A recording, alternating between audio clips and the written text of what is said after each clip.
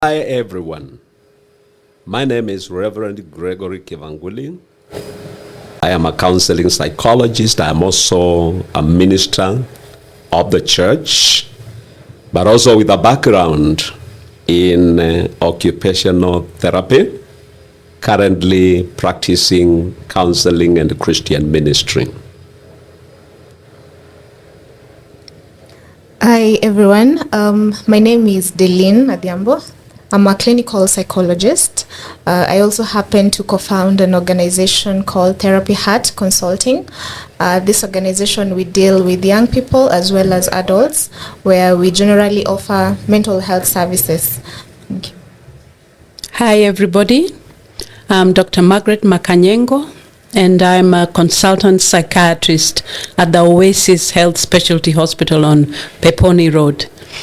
And today, the discussion is an interesting discussion. I'm sure everybody would hopefully enjoy it. The topic is depression. What is depression, and why are we concerned about depression?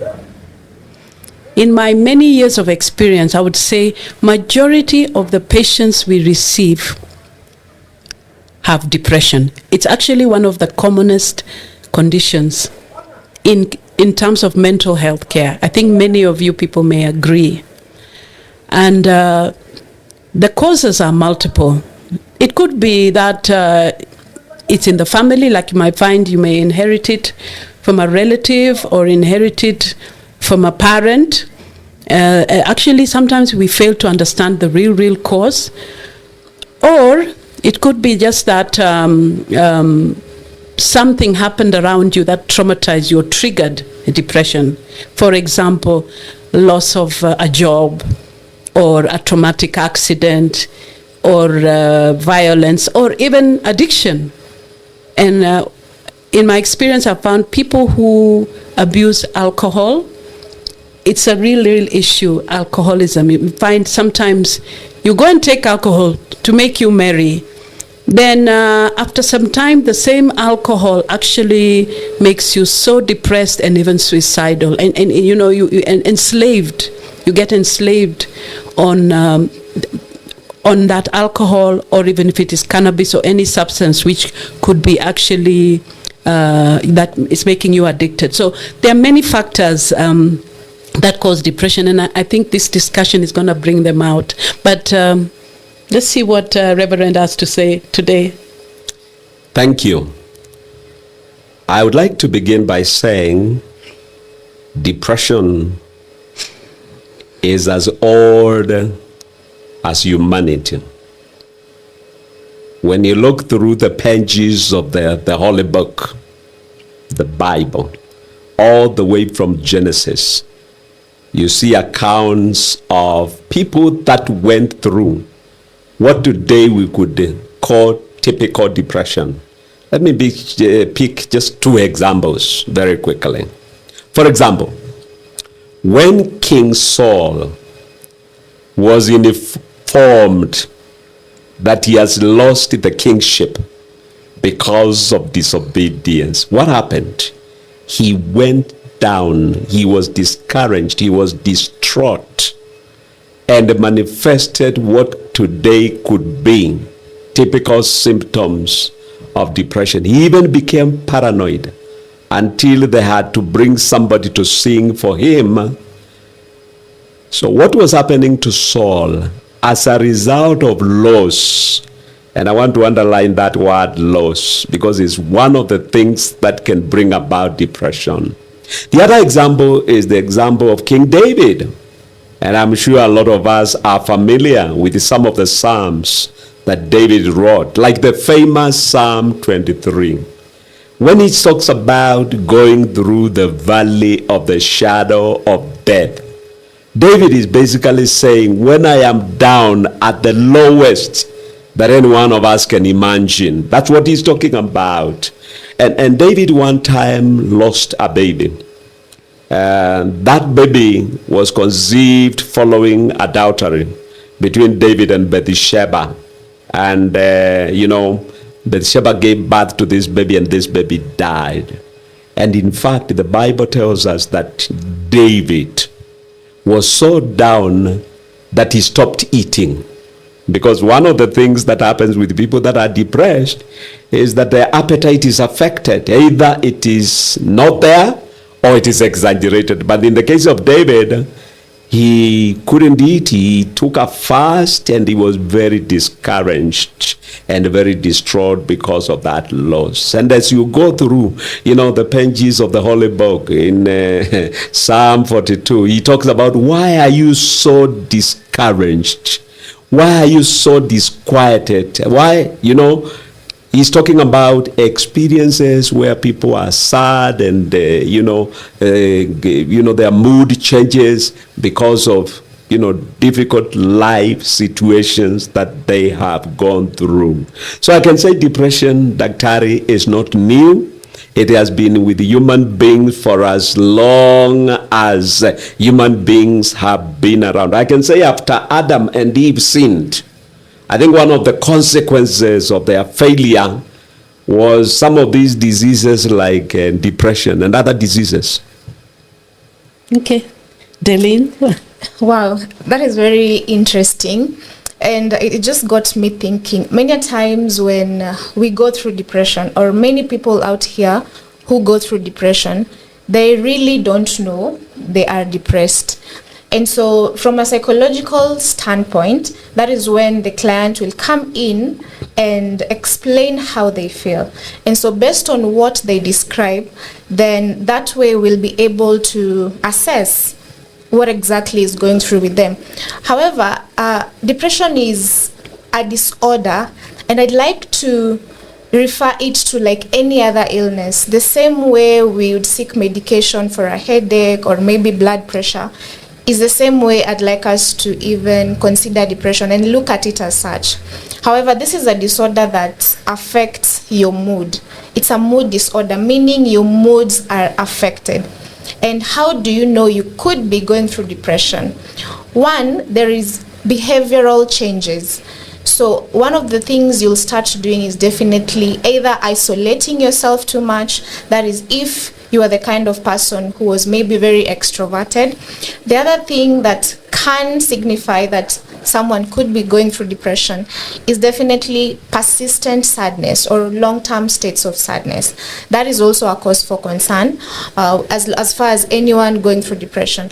The other thing is if an individual is definitely, or rather has lost interest or pleasure in things that they liked to do. Maybe they like to play football or going jogging, and so when they lack the interest or the motivation to engage in some of these things that they are really interested in, then definitely that is a cause for concern. The other thing also is definitely when their concentration starts getting affected also. Maybe they start to become slow, certain things do not really make sense. There are instances where people experience sleep disturbances. They can either sleep too much or not sleep at all. There's also issues to do with appetite. They can find themselves eating too much or not eating at all. And so it can cut across either of those. So those are some of the things that we can look out for when we're talking about anyone going through depression. However, these symptoms must be at least be observed, or an individual might sort of have to experience these symptoms for at least a period of 2 weeks. Then that way, it's important that if you notice that you have these symptoms for at least 2 weeks, that it's important that you can seek help. Thank you. Well, thank you for that. And I find that a lot of people are depressed and many of them do not know. Some of the patients who actually have these symptoms have problems in relationship in their homes. Like a lot of the people who come in to see me with marital conflict, disagreements, when I interview them, I find that one individual is actually depressed.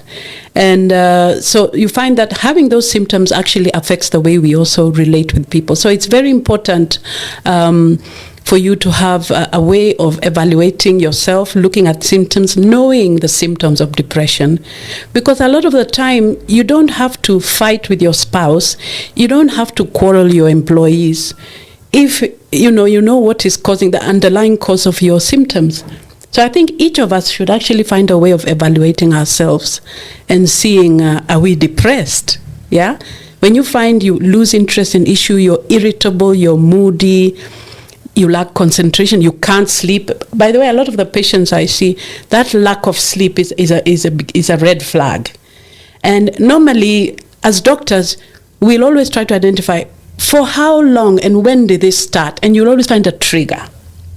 And triggers are really many, Right now, I think we have a host of triggers. Reverend, what are some of the spiritual triggers that you may be aware of that contribute to depression? Thank you. I think before I touch on the triggers, Delene talked about the fact that depression is a disease like any other disease. And one of the areas where we have a big challenge is in the church, because a lot of people could be going through depression, but because we in the church do not understand what is happening to them, we might even label them demon possessed. And I would like to point out that there is something called demon possession, but there is also something else called mental disturbance. And unless you are trained, unless you have the gift of discernment, it is not right to just wake up and label somebody demon possessed. Unless you are a professional, you are an expert who is able to tell that difference. Now, triggers. Earlier on, I talked about loss, and I gave the example of Saul in the Bible. Let me give another example. Elijah. Everybody knows Elijah was a very spiritual guy. One of the prophets. I think I would say class one, or one of the mighty prophets of God, Elijah. But what happens to Elijah? After he had this victory over the prophets of Baal, he had his low moments. He actually ran away from a woman called Jezebel, the wife of Ahab. And as he ran for his life, he wished to die. The guy wished to die. What are we talking about here? We are talking about a man of God, and not just a man of God, a very special man of God, because we know Elijah did not die. God took him. But he had his low moments. So loss is one of the triggers. And when we are talking about loss, we're talking about bereavement, for example, because loss covers very many dimensions. It could be loss of a loved one. Yeah. It could be loss of a job. It could be loss of even respect.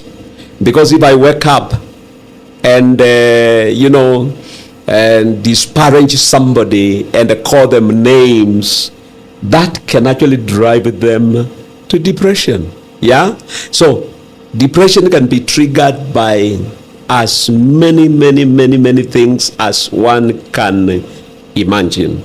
And it is important that people understand that, as has been said, it's a very common thing. In fact, from the literature, every one of us at some point suffers or experiences depression.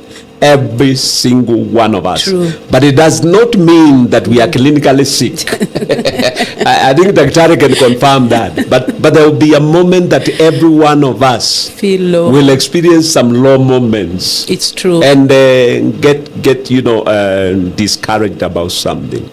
Another trigger, and I'll just mention this one because there are many. Another trigger, rejection. Because Dr. talked about relationships.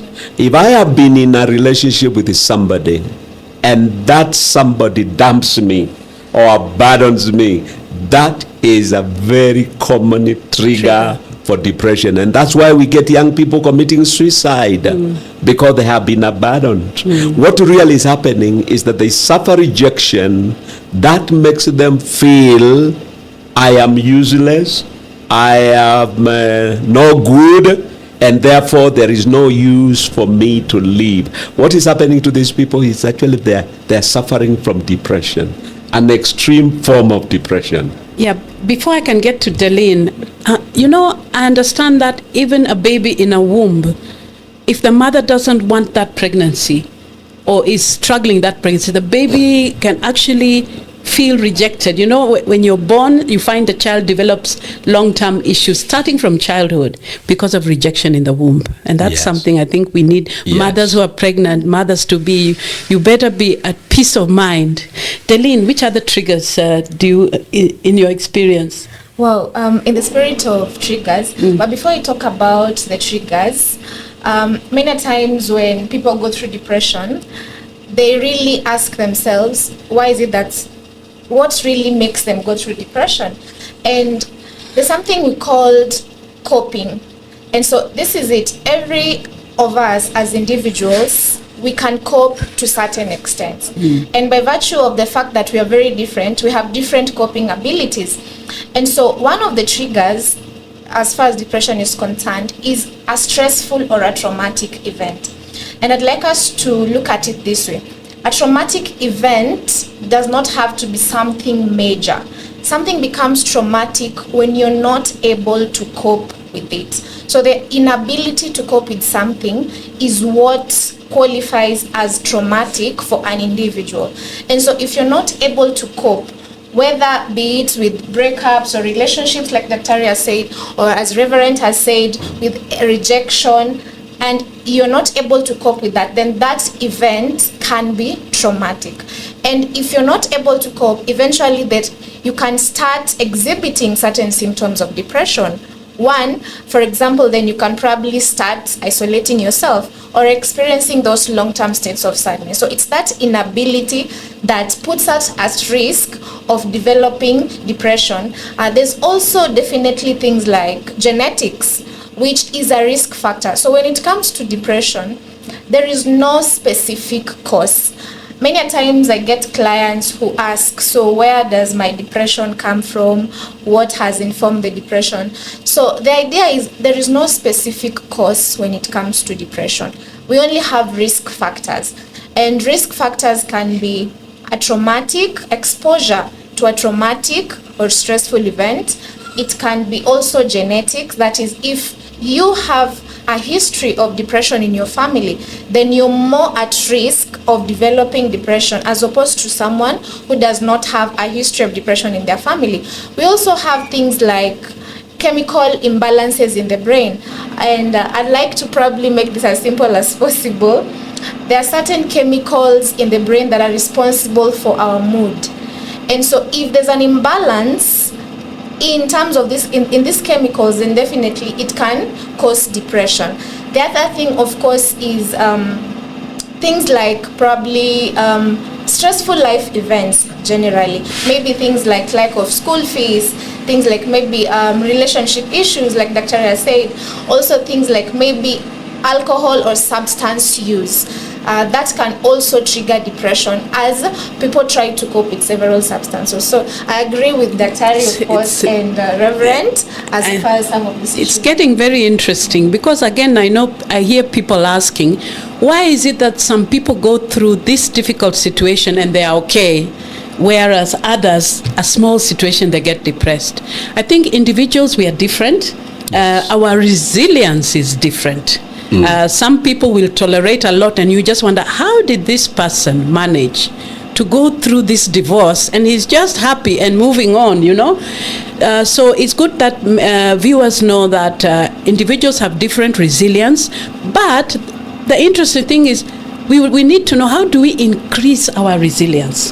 How do we become more resilient or resistant to developing depression?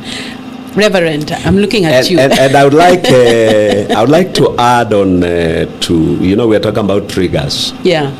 One major cause of depression is around our whole way of looking at life. We are looking at our belief systems, the interpretations that we make about events or things that happen to us. two people can lose a job. One would see that loss of a job as the end of life. Another one will look at that end of a job actually as an open door to explore the world of many possibilities, the way we interpret things that happen to us. And then, of course, the resources, because you talked about resilience, the resources that we have available to us. There is something that we refer to as locus of control. To what extent am I able to manage my circumstances? Okay? Because a very simple example, a person who has financial resources is better placed to deal with that threatening disease situation compared with a person who doesn't have financial resources. And that's why one person will get sick, but because they are limited financially, they might actually get depressed. While another person will get a disease, but because they have the resources, they are able to get around it. So how do we build our resilience? Again, there are numerous ways of building our resilience. Faith in God is the place where I always begin. That if others in the past were able to put their trust in God and deal with the situations, so can I. Support from those around us, friends, family members, colleagues in the workplace, professional colleagues. And thirdly, knowledge. We say knowledge is power. Find out, how have people dealt with depressive situations in the past in different places. And one of the things that helps me personally is that I read widely. I read widely. And recently I read a book, a very interesting book about the Second World War. How some people were able to navigate through the difficult events that took place during the Second World War. And one of the things that comes out very, very, very, very clear in that book is that they build systems that gave them, the motivation to keep fighting, even though the situations were very difficult. They were able to, to overcome. And even the Japanese, the Japanese fought alongside Hitler.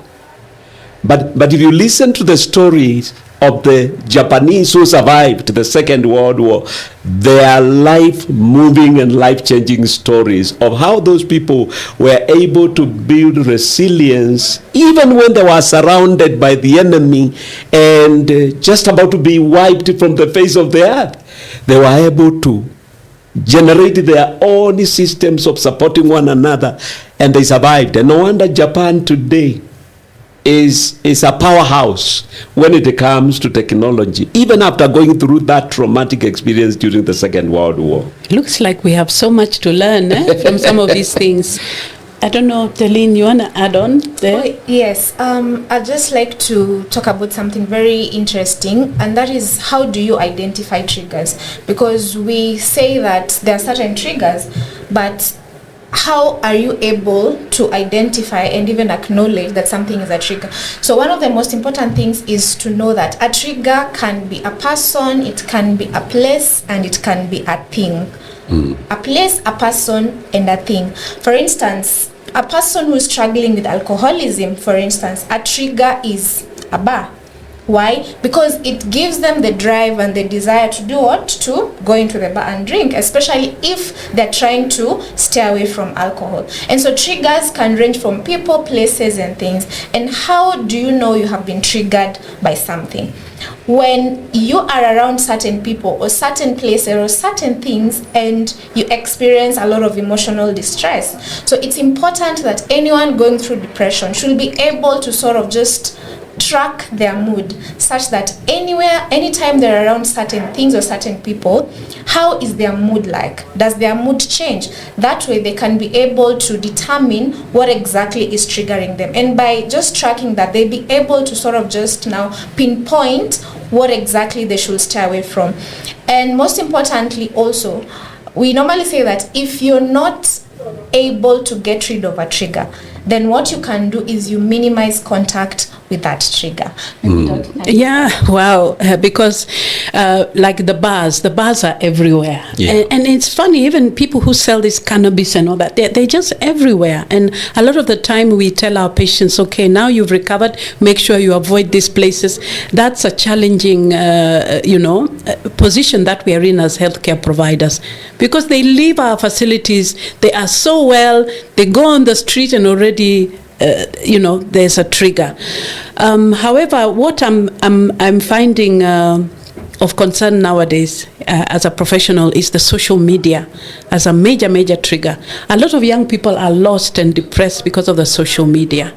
They are obsessed on Facebook, looking at these beautiful, slim, slender young girls and they want to be affirmed, they want to be accepted, they have images of what they'd like to be, and then it makes them feel, a lot of young people feel, no, I need to be accepted, I'm not good enough. They develop also depression. I don't know. What do you think about social media as a trigger? That brings me to the whole question of the way we parent and socialize our children. Regrettably, a lot of families, parents, have, let go of their parental responsibility and have allowed their children to be parented, in quotes, by stuff appearing in social media. I go to homes and you find a kid, 5 years of age, holding a smartphone and browsing on that phone. Now, and there is nothing wrong if that kid is using that gadget to learn something. Like now we have tablets in schools, and I believe those tablets are controlled. Those kids are not able to just browse and see anything. So the place to begin is to go back to the basics. That as parents, we are failing. We have no time, for example, and have the clients where a kid is brought in for therapy. And what we discover is that the parents of this kid have not given time or even attention to the fact that their kid needs to be parented. And so what happens? The kid goes out and is parented and socialized by other influences, and then we start blaming the social media. I don't believe the social media is wholly to blame. Yes, social media has its problems, but it is the way we socialize our kids. Okay. No time to show our children that you are accepted. We have no time to just be with our children, to show them that they are worthwhile and significant, and that who they are is not dependent on what somebody else thinks about them, is that they are uniquely themselves, building that confidence in our children. Instead, we have relegated that responsibility to the school teacher, and that's why we have a lot of problem even in our educational system. Because as parents, it's like we have given that responsibility for parenting and for socializing to the school system. And the outcome is what we are witnessing today. Okay. Wow. Maybe just to add on what Reverend has said as far as social media is concerned, what happens when it comes to social media is a phenomenon called social contagion. Social media generally shapes the perception of the public. And when it comes to how it shapes the perception, there are certain words that are normally used in social media, very specific words that tend to draw people closer. That is how social media generally succeeds in sort of just shaping the perception of the public. However, what I'd like to say is depression does not have a face, in the sense that you will not just look at someone and know they're depressed. Why? Because it's something that affects how they feel. And so one of the most important things we can do for anyone who probably feels like they could be going through depression, and it cuts across, one, their thoughts, two, their behaviors. If they've noticed a certain behavior change in themselves, or probably if the social circle has noticed certain changes, be it in terms of how they think, be it in terms of how they behave, then I think it's important that they help that person sort of seek support. Okay. So to wind up, and I know this discussion is going to continue in the next podcast, is we are looking at the foundation, the family foundation, as being very, very important as a way moving forward in preventing depression in our society. Is just to have a family foundation where basically we have values and people feel appreciated and accepted and loved from infancy, from the womb. So we're talking about mothers, yeah, and fathers as well. And then moving forward, the need to be holistic, embrace holistic activities and healthy activities, yeah.